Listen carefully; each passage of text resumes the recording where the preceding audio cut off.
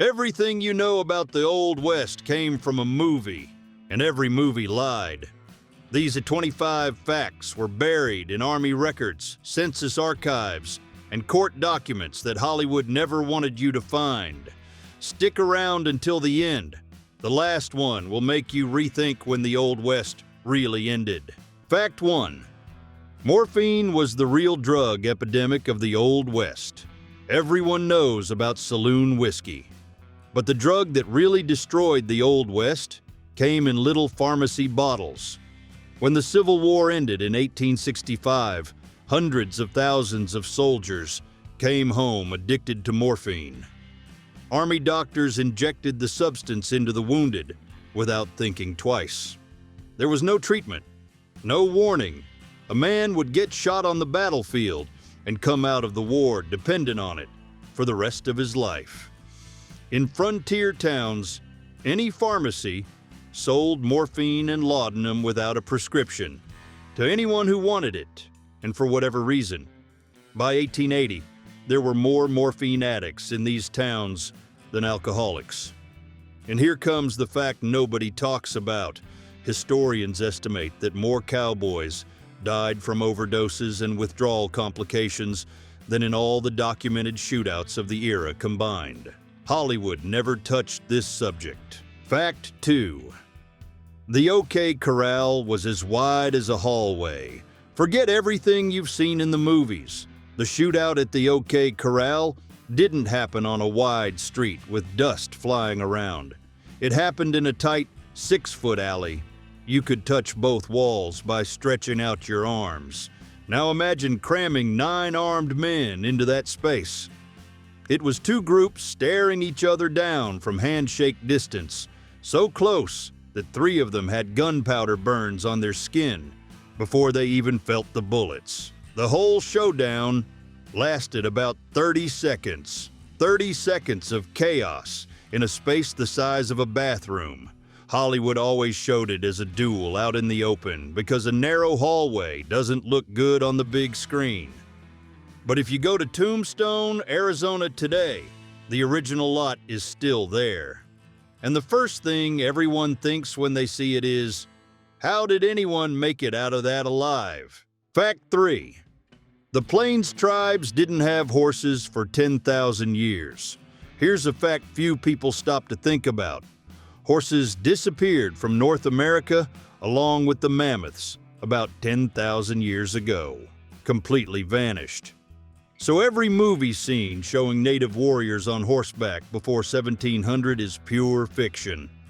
The Spanish brought horses back in the 1500s, but it was the Pueblo Revolt of 1680 in New Mexico that changed everything.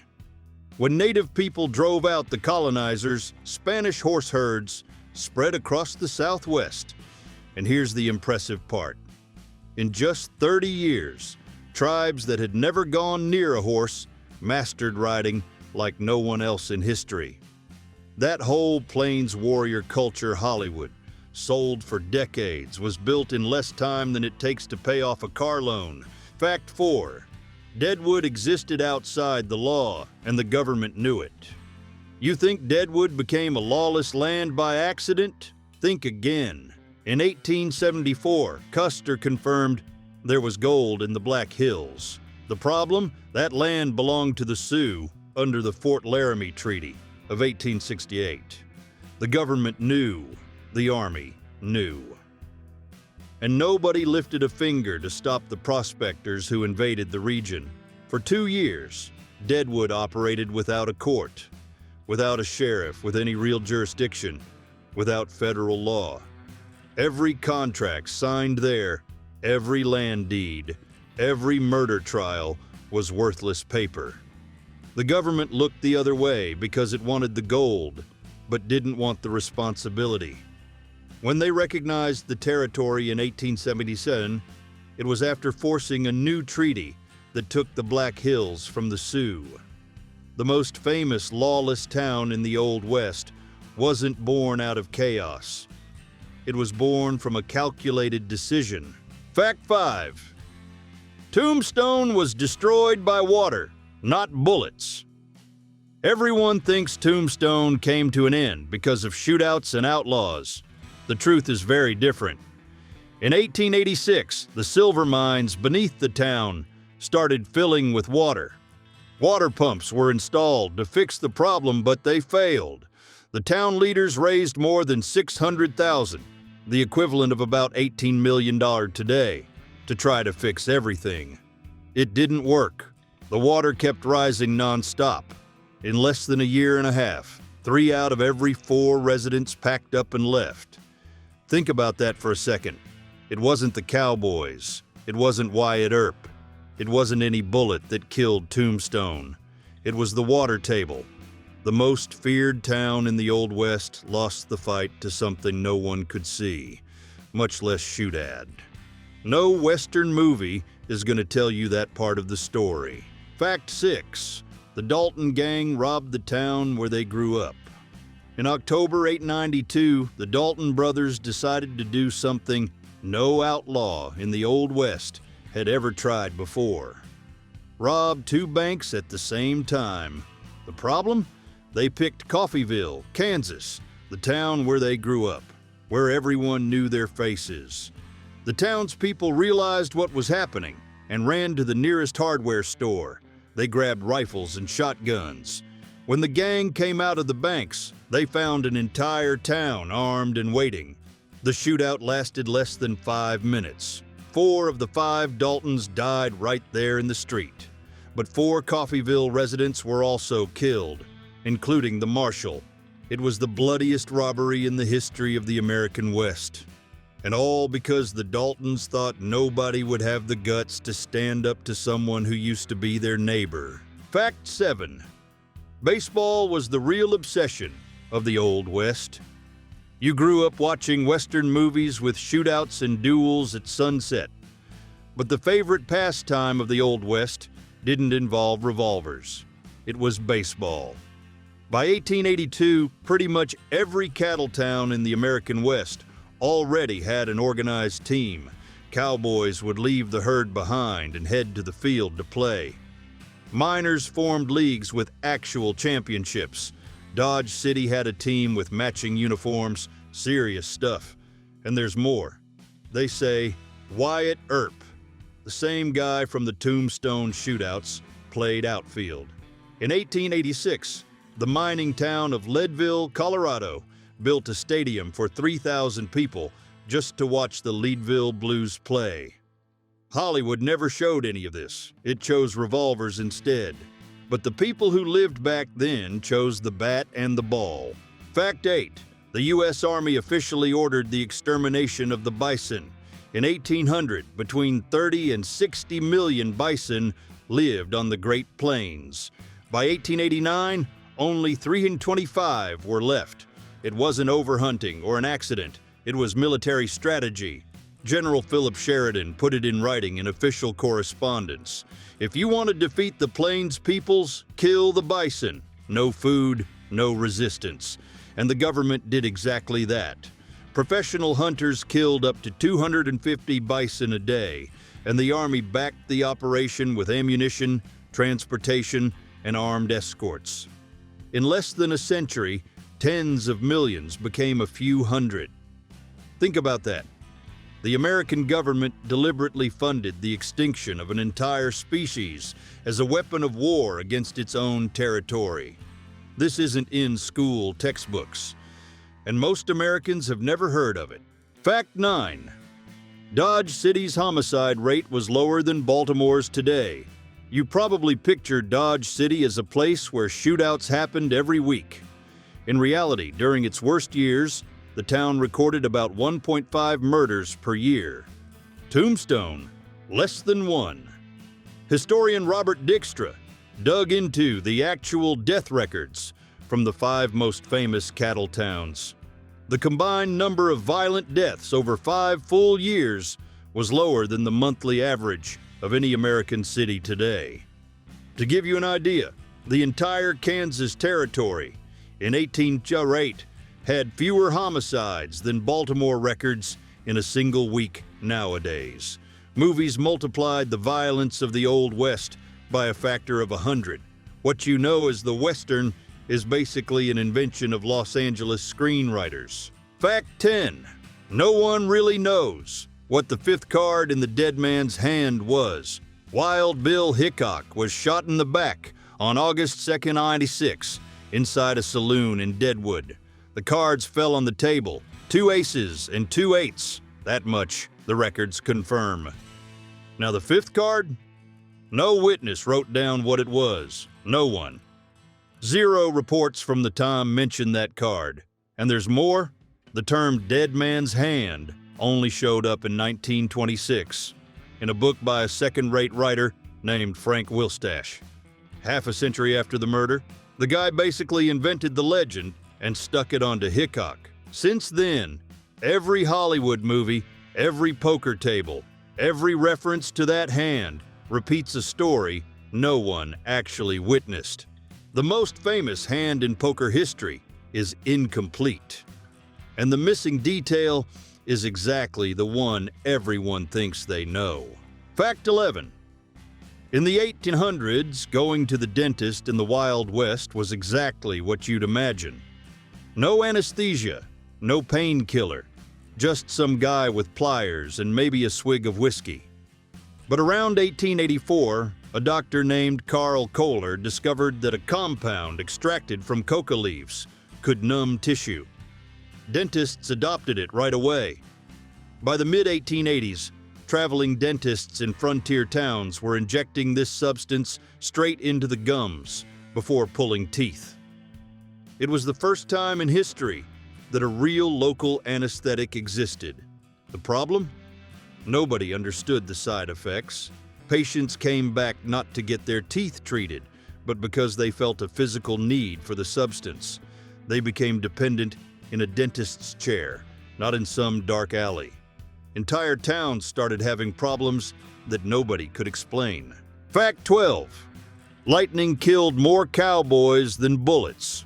On the Great Plains, a man on horseback was the tallest thing for miles around, and lightning doesn't miss its target. Records from the big cattle drives of the 1870s show something few people would imagine. More cowboys died from lightning strikes than from shootouts, stampedes, and snake bites combined. And the riskiest job wasn't being a gunslinger, it was being the trail cook. The guy spent all day next to a metal wagon and a cast iron stove out in the open right when the afternoon storms rolled in. Veteran cowhands knew the danger. When they heard the first clap of thunder, they let go of the horses and dropped to the ground. Surviving wasn't about courage, it was about knowing when to duck. Fact 13, the pony. Express was a financial disaster that lasted 19 months. Everyone grew up hearing that the Pony Express was one of the great achievements of the Wild West. Movies sold that idea for decades. But the business was a disaster from start to finish. It opened in April 1860 and shut down in October 1801. 19 months. The 3 partners, William Russell, Alexander Majors, and William Waddell, lost the equivalent of $6 million today. They all went bankrupt. What killed the operation was the transcontinental telegraph. The day the lines connected from coast to coast, the Pony Express became a museum piece. Overnight, riding for days on end to deliver a letter made no sense at all. The riders were real and risked their lives on every trip. But the business model never stood a chance. It's proof that courage doesn't save a bad plan. Fact 14. Starting in 1860, newspapers in the American West began publishing ads from lonely men looking for wives. Women from the East would answer, sell everything they owned, take trains and stagecoaches for weeks, and go meet a stranger. The problem? Most of these guys lied about everything. They said they had farms when they didn't even own a piece of land. They said they were single when they were already married. Some women arrived and found a man completely different from what they expected. And the worst part? There were no refunds, no laws protecting these women. and going back home wasn't an option because they had already sold everything. It's estimated that thousands went through this. The story of mail-order brides is usually told like something romantic, but in practice, it was one of the longest and quietest scams of the westward expansion. Fact 15. The man who owned the land where the gold rush started died in poverty.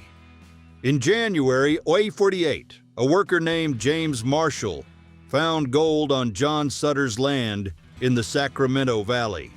And that's exactly what ruined Sutter. Thousands of prospectors took over everything. They killed the cattle, tore down buildings, and occupied every piece of land. Sutter tried to go to court, but the courts were a mess, and the government didn't lift a finger for him. Think about it. The guy owned the place where it all began, and he couldn't protect a single acre. He spent the next 32 years chasing Congress for compensation. He never got a penny. In June 1880, Sutter died in a cheap hotel room in Washington, completely broke. The man whose property kicked off the biggest rush for wealth in American history ended up with nowhere to go and nothing to his name. Fact 16. From 30 to 40% of men in the West lived under fake names. You think you know the names of the big figures of the Wild West? Think again. Census records from towns like Tombstone and Deadwood show that between 30 and 40% of adult men gave names that didn't appear in any earlier documents. Deserters, escaped convicts, bigamists, men buried in debt back east. They all crossed the Mississippi and became someone else. The frontier worked like a machine for erasing pasts. All you had to do was make up a name, shake a stranger's hand, and that was it. A new life. But it came at a cost. Many outlaws, gamblers, and even sheriffs we know by famous nicknames never had their real names discovered. Their families, their origins, all of it was lost. They died as characters they had created themselves, and nobody knew who they really were. Fact 17. The average outlaw career lasted 4 years. You probably picture Wild West outlaws spending years on the run, robbing banks and escaping the law. The reality was very different. Documents from the time show that an outlaw's career lasted an average of 4.2 years, and most of them didn't even make it to 25. But what killed these guys wasn't bullets. It was the desert, hunger, cold, disease, hiding out with no shelter, no food, and nobody to help. It was a miserable life, not an adventure. Jesse James broke every statistic. He stayed in crime for 15 years and only died at 34, shot by a member of his own gang. No historian has found another outlaw with a track record like that. He was such a rare exception that he ended up becoming the rule in people's minds. The myth of the tough outlaw was born from a case that was never repeated. Fact 18. In 1880, San Francisco had 316 officially licensed opium dens, not hidden in alleyways, operating on commercial streets with their doors wide open. Lawyers, merchants, politicians, respectable people went to these places, and it was on record. But when they started banning opium in the 1870s, nobody talked about public health. The laws targeted the Chinese. The wording was surgical. It criminalized smoking opium in a pipe, the Chinese method, but kept opium tinctures that doctors prescribed to white clients completely legal. Same drug, 2 different treatments under the law. The first anti-drug laws in the United States weren't created to protect anyone. They were written to persecute one specific ethnic group and call it public policy. That's the kind of thing that doesn't show up in school books. Fact 19. Scalp bounties were a European invention, not a Native American practice. You know that classic Western movie scene where the native warrior shows up holding a scalp like a war trophy? Yeah, the real story is very different from what Hollywood sold us for decades. In 1694, the Massachusetts Bay Colony passed an official law paying $100 in silver for every Native American scalp turned in to the authorities. That's right. British, French, and Dutch colonial governments set up bounty programs that turned human heads into merchandise.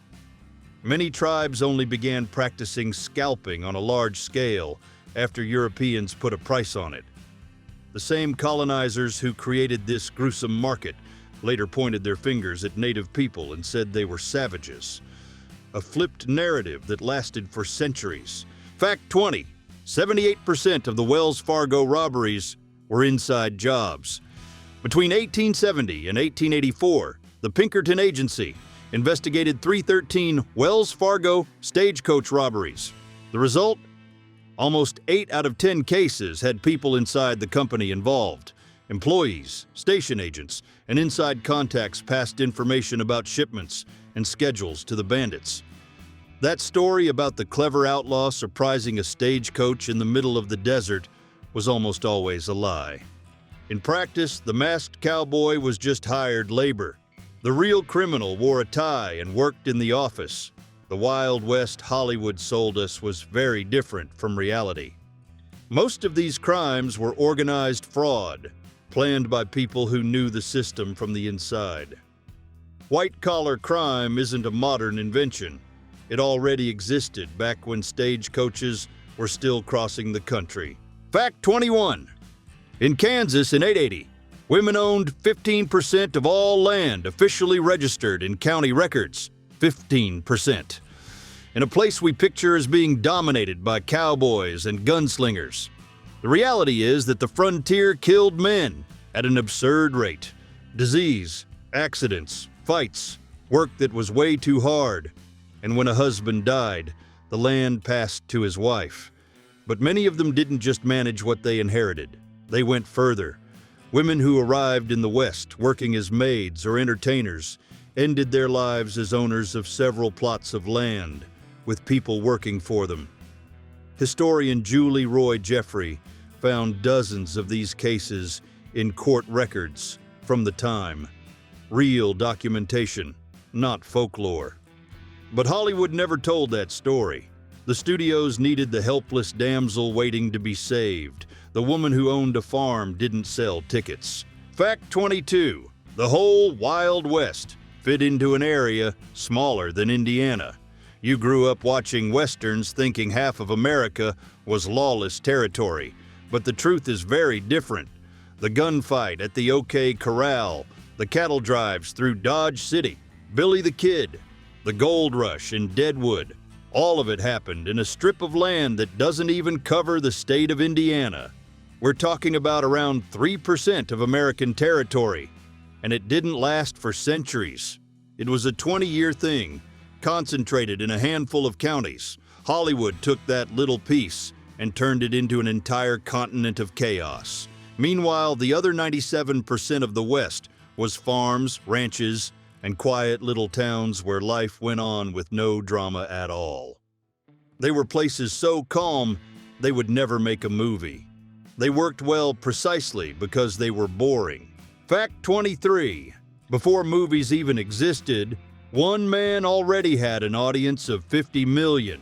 Long before Hollywood filmed its first Western, a former Army scout was already packing arenas around the world. William Cody, Buffalo Bill, took his Wild West show on the road for 30 straight years. It's estimated that 50 million people saw it live. In 1883, while Chicago was hosting the Great World's Fair, he put on 3 to 18 performances in a single season, making more money than any theater show in the country. The cast had 640 workers, 500 horses, real bison, and native performers staging stagecoach attacks. Cody wasn't just remembering the Wild West. He was creating the version the public came to believe was real. When movie studios finally came along, they didn't have to invent anything. They just copied the script Buffalo Bill had already written live, night after night. Fact 24. Cowboy boots were a symbol of debt, not freedom. Have you ever noticed how every Western shows the cowboy wearing those nice boots like he owns the world? Well, the reality was very different. Around 85, a pair of custom-made boots cost between $15 and $20. Sounds cheap, right? But a trail cowboy made about $25 a month. In other words, those boots were worth almost 3 months of hard work under the sun and dust. Most of these guys bought them on credit. Through the company's own credit system, they handed over their wages as collateral and spent the entire first season just paying off the footwear.